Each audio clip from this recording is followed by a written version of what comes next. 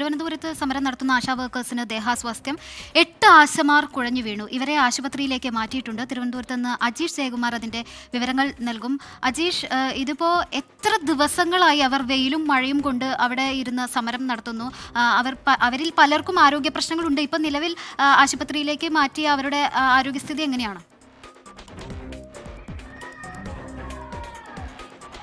ശ്രീനിത, രാവിലെ മുതൽ നടത്തുന്ന സമരമാണ്, സെക്രട്ടേറിയറ്റ് ഉപരോധമാണ്. ഇപ്പോൾ സമരത്തിന്റെ അവസാനത്തോട് അടുക്കുന്നു. 6 മണിവരെയാണ് ഈ ഉപരോധ സമരം നടക്കുന്നത്. MG റോഡ് പൂർണ്ണമായും സ്തംഭിച്ച് കൊണ്ടാണ് ഈ സമരം നടത്തുന്നത്. 35 ദിവസം സമരം ചെയ്തിട്ടും സർക്കാരിന്റെ ഭാഗത്ത് നിന്ന് അനുകൂലമായ ഒരു സമീപനം ഉണ്ടാക്കാത്തതിൽ പ്രതിഷേധിച്ചാണ് ഇന്ന് 35-ാം ദിവസം സെക്രട്ടേറിയറ്റ് പടിക്കൽ ഇങ്ങനെ ഒരു വലിയ സമരം ആശാ വർക്കർമാർ ആവിഷ്കരിക്കുന്നത്. സംസ്ഥാനത്തിന്റെ പല ജില്ലകളിൽ നിന്ന് ഇവിടെ എത്തിയവരുണ്ട്. അവർക്ക് തന്നെ പല ആരോഗ്യ പ്രശ്നങ്ങളുണ്ട്.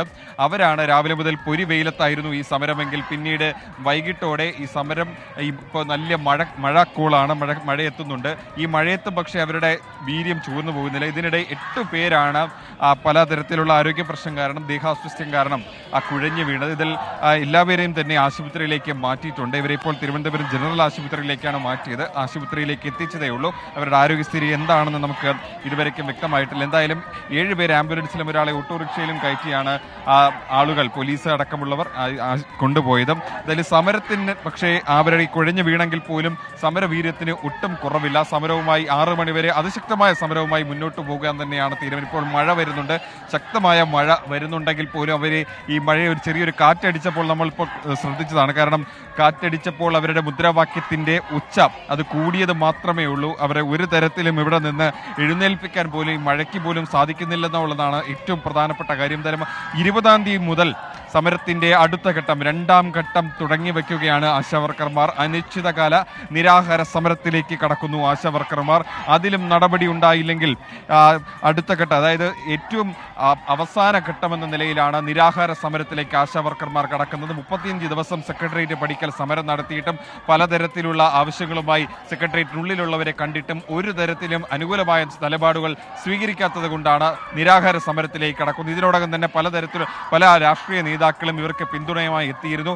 കേന്ദ്രമന്ത്രിമാരെ അടക്കം കണ്ടിരുന്നു. പക്ഷേ ഒരു നടപടിയും ഇവർക്ക് അനുകൂലമായി ഉണ്ടായില്ല. എന്തായാലും ഇവരുടെ ആവശ്യങ്ങൾ അംഗീകരിക്കുന്നതുവരെ സമരവുമായി മുന്നോട്ട് പോകുമെന്ന് തന്നെയാണ് ഇവർ പറയുന്നത്. അതിന്റെ ഒരു പ്രധാനപ്പെട്ട ഘട്ടമെന്ന നിലയിലാണ് ഇന്നത്തെ ഈ സെക്രട്ടേറിയറ്റ് ഉപരോധം. അതിന്റെ ഏറ്റവും അവസാന ഘട്ടത്തിലോട്ട് അടുക്കുകയാണ്. 6 മണിവരെയാണ് സമരം. ശരി, സെക്രട്ടേറിയറ്റ് ഉപരോധത്തിനിടെ ഇങ്ങനെ ഓരോരുത്തരായി കുഴഞ്ഞു വീഴുന്നു. വലിയ ചൂടാണ്, ഇടയ്ക്ക് മഴയും പെയ്യുന്നുണ്ട്. പക്ഷെ ഇത്രയും ദിവസങ്ങളായില്ലേ ഓരോരുത്തരായ ആരോഗ്യം നമുക്കറിയാലോ. അവിടെ പോയി നിന്ന് ഒരു നേരം റിപ്പോർട്ട് ചെയ്യുമ്പോൾ ആ ഒരു ചൂടിൽ നിൽക്കുമ്പോൾ ഒരു വിഷമം നമ്മൾ അനുഭവിച്ചിട്ടുണ്ട്. സ്ഥിരമായി റിപ്പോർട്ട് ചെയ്യുന്നവർ അവരുടെ ബുദ്ധിമുട്ടുകൾ പറയാറുമുണ്ട്. അപ്പൊ ഇവരുടെ ഒരു അവസ്ഥ ആലോചിച്ച് നോക്കൂ.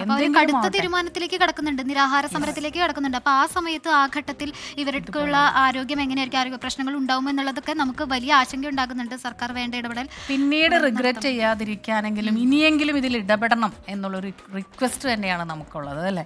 എന്തു തന്നെയാവട്ടെ, അവരെ ഒന്നുകൂടെ കേൾക്കുക, അനുനയിപ്പിക്കുക, ഏത് രീതിയിലാണ് ഇതിന് പരിഹാരം ഉണ്ടാക്കാൻ കഴിയുക എന്ന് അതിനൊരു ശ്രമം നടത്തിക്കൂടെ എന്ന് ഇളവ് സർക്കാരിന്റെ ഭാഗത്ത് നിന്ന് ഇപ്പോൾ ഉണ്ടായിട്ടുണ്ട്. അതൊരു പുതിയ കാര്യമല്ലല്ലോ കീർത്തന, അതിന്റെ ഒരു ഉത്തരവ് വന്നു എന്നുള്ളതാണ്. അതിനി വരണം. കാരണം അവർ ആവശ്യങ്ങൾ ഉന്നയിച്ചതിൽ ഒരു കാര്യം അതാണ് ഈ നിബന്ധനകൾ ഒഴിവാക്കണം എന്നുള്ളത്.